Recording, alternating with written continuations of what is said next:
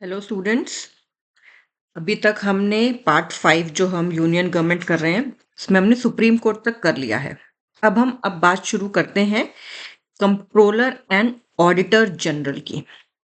Okay, तो सबसे पहले तो हमें ये पता होना चाहिए कि कंट्रोलर एंड ऑडिटर जनरल जो हैं वो सुप्रीम ऑडिट अथॉरिटी है इंडिया में। ऑडिट, ठीक है।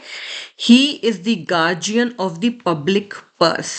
जो हम पैसा खर्च रहे हैं वो ठीक खर्च रहे हैं कि नहीं कर रहे हैं। जो एग्जीक्यूटिव है वो पब्लिक अकाउंट्स कमेटी जो हम पहले पढ़ चुके हैं उसका फ्रेंड, फिलोसोफर एंड गाइड भी होता है। और एक इंपॉर्टेंट बात क्या कि वो Indian audit and accounts department जो है उसके हेड भी वही होते हैं। ये एक इंडिपेंडेंट ऑफिस है, ठीक है, गवर्नमेंट ऑफ इंडिया का।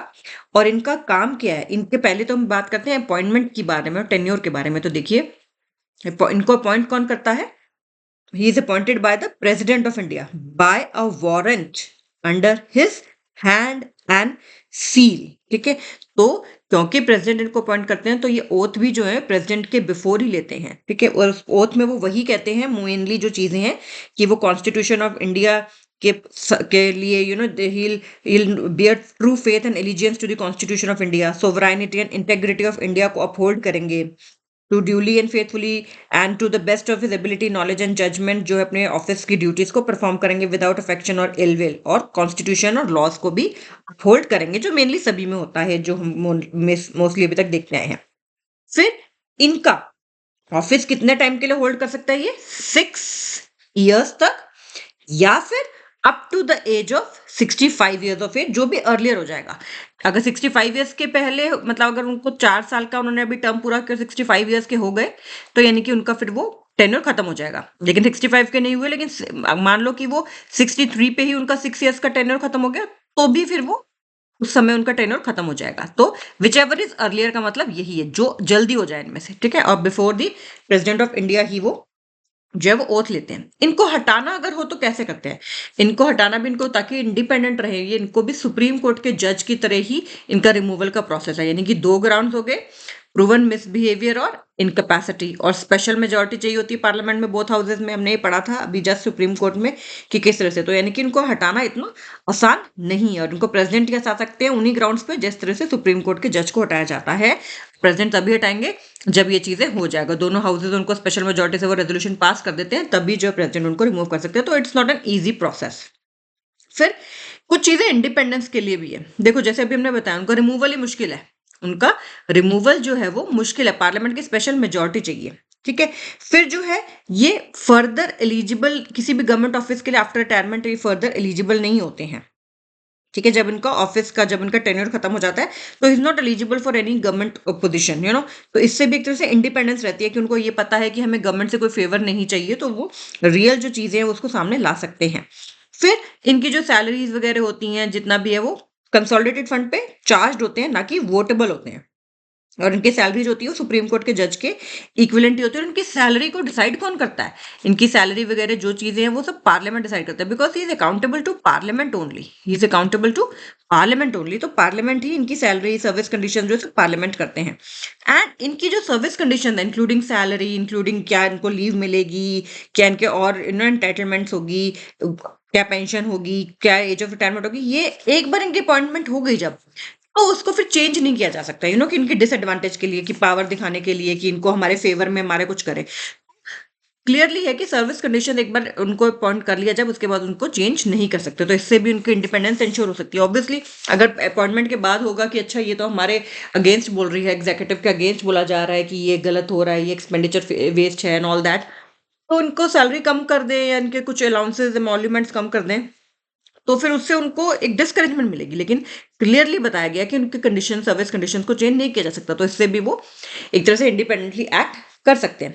सिर्फ इनके ही नहीं, बल्कि जो Indian audit and accounts department है, ठीक है, वो जो डिपार्टमेंट है उनकी एडमिनिस्ट्रेटिव पावर्स क्या होंगी सीएजी की, ये भी जो है सीएजी के कंसल्ट करके ही प्रेसिडेंट जो है वो प्रिस्क्राइब करते हैं। काफी इंपॉर्टेंट, कई सारे ऑर्डर्स, अगर आप में से कोई गवर्नमेंट मशीनरी में काम करते हो तो आपने देखा होगा बहुत सारे ऑर्डर्स में लिखा होता है कि सीएजी और Indian audit and account department के लिए कंसल्टेशन विद सीएजी किया जाएगा। क्लियरली एक पैराग्राफ में लिखा होता है। मोस्टली ऑर्डर्स में आप ये चीजें जरूर देखिएगा, ठीक है, even normal orders like holidays का एंड ऑल दैट, उसमें भी चीजें लिखी होती हैं।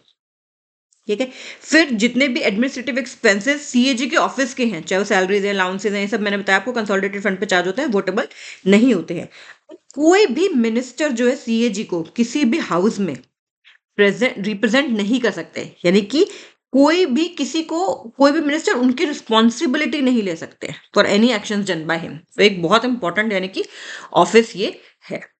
अब बात करते हैं ड्यूटीज एंड पावर्स के। आर्टिकल 149 में तो कहते हैं प्लस, क्योंकि पार्लियामेंट के पास पावर है तो पार्लियामेंट ने एक 1971 में एक एक्ट भी बनाया हुआ है, बाद में 1976 में अमेंड कर दिया था, जिसमें इन्होंने जो ऑडिट और अकाउंट्स के फंक्शन थे उनको सेपरेट कर दिया था फॉर यूनियन गवर्नमेंट।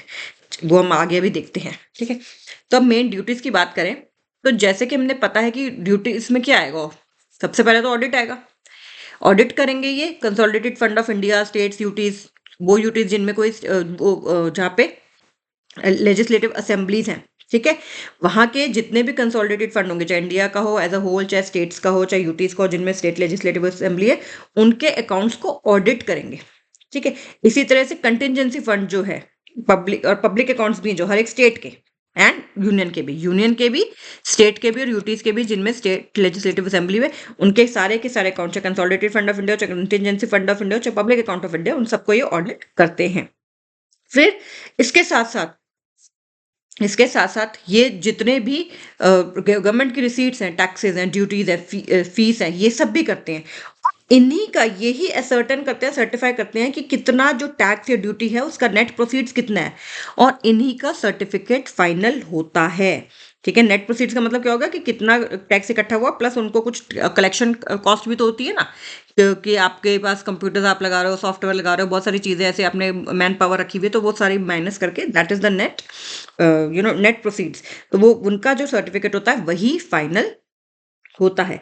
फिर देखिए साथ साथ ये जितने भी सेंट्रल गवर्नमेंट ऑफिसेज होते हैं, डिपार्टमेंट्स होते हैं, चाहे स्टेट गवर्नमेंट के डिपार्टमेंट्स होते हैं, उनके भी जितने अकाउंट्स होते हैं, profit loss account, trading, manufacturing, balance sheets, ये सब कुछ करते हैं, बहुत कुछ किया जाता है इनके द्वारा। ठीक है, इसी तरह से पब्लिक सेक्टर एंटरप्राइजेज हैं। ठीक है, पैसा अगर सरकार का है, उसमें मेजर स्टेक सरकार का है, तो वो सबको भी ये ऑडिट करते हैं सीएजी। ठीक है, फिर ऑटोनॉमस एंड लोकल बॉडीज का भी कर सकते हैं। ठीक है, जनरली, और ये प्रेसिडेंट या गवर्नर अगर उनको किसी खास का कह दे, जैसे पर्टिकुलरली लोकल बॉडीज का कह दे, तो ये उनका भी कर सकते हैं, अगर रिक्वेस्ट किया जाए बाय द प्रेसिडेंट और द गवर्नर, तो उनका भी कर सकते हैं।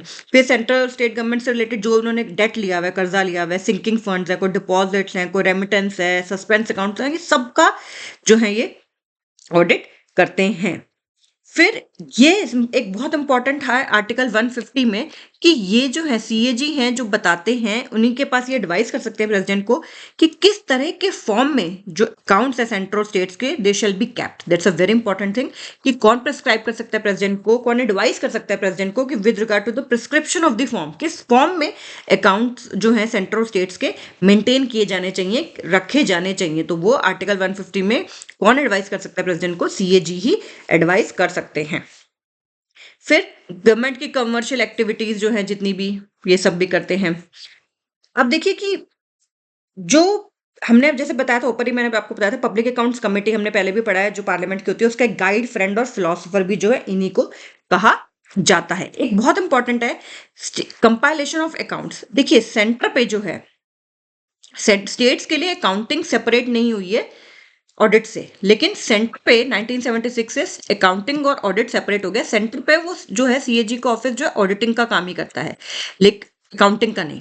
लेकिन स्टेट्स पे वो अभी अकाउंट्स को कंपाइलेशन का काम भी करता है। ये बहुत इंपॉर्टेंट बात याद रखने की है कि जो मेंटेन करते हैं वो अकाउंट स्टेट गवर्नमेंट्स के, कंपाइल भी करते हैं, मेंटेन भी करते हैं, जबकि सेंट्रल गवर्नमेंट के लिए जो सेपरेशन हो गई थी अकाउंट्स की ऑडिट से, तो इसलिए सिर्फ वो ऑडिटिंग का काम करते हैं सेंट्रल लेवल पे। तो इससे आपको पता चल रहा है कि वो कितना consolidated fund, contingency fund, public accounts, जितने भी गवर्नमेंट डिपार्टमेंट्स हैं उनके जो खर्चे हैं, फिर कितना टैक्सेस आ रहे हैं, कोई भी बॉडीज अथॉरिटीज जो फाइनेंशियली फाइनेंस किया हुआ है सेंट्रल गवर्नमेंट ने, स्टेट रेवेन्यू से उनको फाइनेंस किया जा रहा है, गवर्नमेंट कंपनीज है, कॉर्पोरेशन हैं।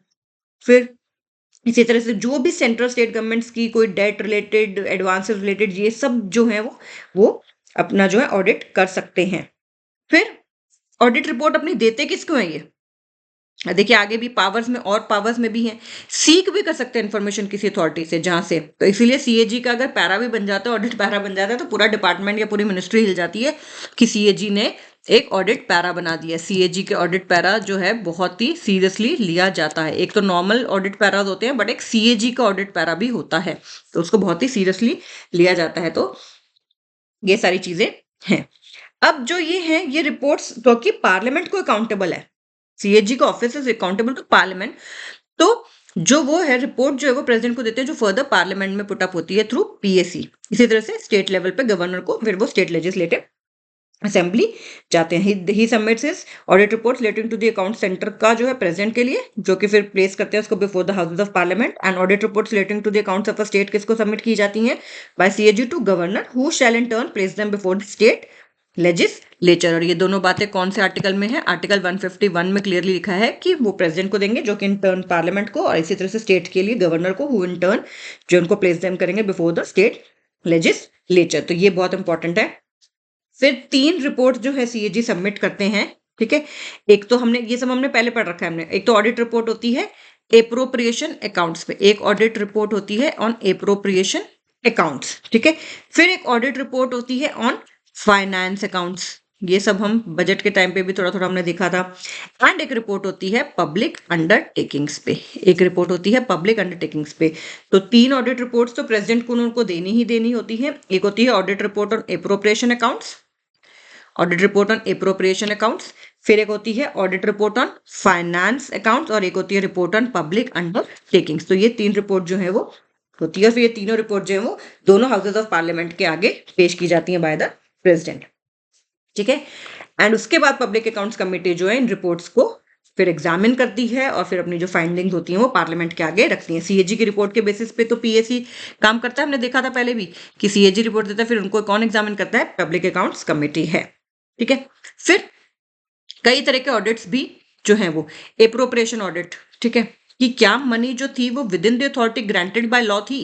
तो ये तो एक रेगुलेटरी ऑडिट हो गया एक तरह से, ठीक है, लीगल है कि नहीं, जो खर्चा किया वो अथॉरिटी, वो जिसने खर्चा ऑथोराइज किया वो विद इन दी अथॉरिटी था भी कि नहीं, ठीक है। फिर प्रोपराइटी ऑडिट, क्या मनी जो है वाइसली और विदाउट वेस्ट, वेस्टेज तो नहीं की, ठीक है। ये लेकिन ये जो डिस्क्रिशनरी है, ये वाला जो है प्रोपराइटरी, ये डिस्क्रिशनरी है, ठीक है। फिर स्कीम्स इफेक्टिव थी कि नहीं, इस तरह के बहुत सारे तरीके के जो है वो चीज़ों से वो जब ऑडिट करते हैं तो बहुत सारे लेंसेज से उनको देखना होता है। लेकिन कुछ लिमिटेशंस भी हैं, जैसे कि सीक्रेट सर्विस एक्सपेंडिचर है, सीक्रेट सर्विस एक्सपेंडिचर है, वो जो है वो नहीं उस पर वो कर सकते, ऑडिट कर सकते हैं, ठीक है। उसमें जो है वो ही नहीं कह सकते आप हमें दिखाओ कि आपने क्या क्या खर्चा किया, बस वो एक सर्टिफिकेट दे देते हैं कि जो है ये हम आपको एक सर्टिफिकेट दे रहे हैं कि एक्सपेंडिचर जो है वो अथॉरिटी के अंडर खर्चा किया गया, बस इसके ज़्यादा कुछ नहीं मांग सकते। सिर्फ इतना एक सर्टिफिकेट उनको मिल जाता है कि हाँ जो एक्सपेंडिचर किया गया है that has been incurred under his authority, जो है वो कॉम्पिटेंट एडमिनिस्ट्रेटिव अथॉरिटी से मांग सकते हैं, जो भी है, ठीक है। बहुत सारे ऐसे और भी होते हैं खर्चे जो नहीं उनके परव्यू में आते हैं। तो सीएजी अब controller and auditor general, centre पे देखिए उनका काम ऑडिटर जनरल का ही रह गया है, जबकि स्टेट में कंट्रोलर एंड ऑडिटर जनरल, क्योंकि कंट्रोलर का काम क्या है? कंपाइलेशन और मेंटेनेंस ऑफ अकाउंट्स भी है। तो सेंट्रल लेवल पे सिर्फ उनका काम एक तरह से ऑडिटर जनरल का रह गया, जबकि स्टेट लेवल पे दोनों का है। लेकिन एक हमारे फाइनेंशियल उसके लिए कंट्री की फाइनेंशियल हेल्थ के लिए, तो फाइनेंशियल एडमिनिस्ट्रेशन के लिए इनका जो ऑफिस है ये काफी ज्यादा इंपॉर्टेंट माना जाता है, ताकि क्योंकि करप्शन ना हो, मिसयूज ना हो, फाइनेंशियल अकाउंटेबिलिटी रहे लेजिस्लेचर का, क्योंकि सीएजी जो है मैंने आपको बताया he is accountable to parliament, इसीलिए एक तरह से ये पार्लियामेंट का कंट्रोल भी है, लेजिस्लेटिव कंट्रोल है over the executive also. Okay, so this finishes the topic of CAG.